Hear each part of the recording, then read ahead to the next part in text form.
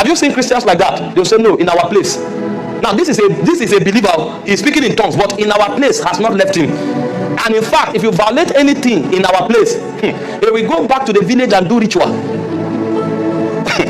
There was a Christian that met me. She sinned, and it was something relating to sexual issues.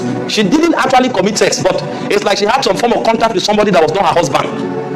Even though she asked God for forgiveness, confessed to her husband forgave her, they were afraid for a long time. And I'm saying this respectfully, not to despise them, right? But you need to hear this so that it delivers somebody. Now, they know that they are forgiven. They know the blood of Christ covers them. They know that the devil has no authority in whatsoever to do anything to them. But you know what their problem is? If they don't go home for ritual, their first son will die. And they don't want their sin to become the reason why their first son will die. Now, because they have that consciousness, if you like, let fire come down from heaven. That power will rule over them.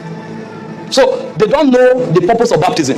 That number one, you are separated from the world, so you are not supposed to be part of the world. That's why we tell Christians, don't be involved with what the world is doing. Don't be a fan of the ways of the world. The Bible calls it enmity with God. And number two, because you were baptized, it means you were buried with Christ. So the old man is dead. It's on the strength of this baptism that you cannot be accused in any courts anymore in the world or in the universes of God. When he said there's no condemnation for them that are in Christ Jesus, it's because the judgment has completed. The man did not just die on the cross with Christ. He did not just die on the cross with Christ. He was buried with Christ. Which law do you want to go and pass on a buried person? He's gone. He's forgotten.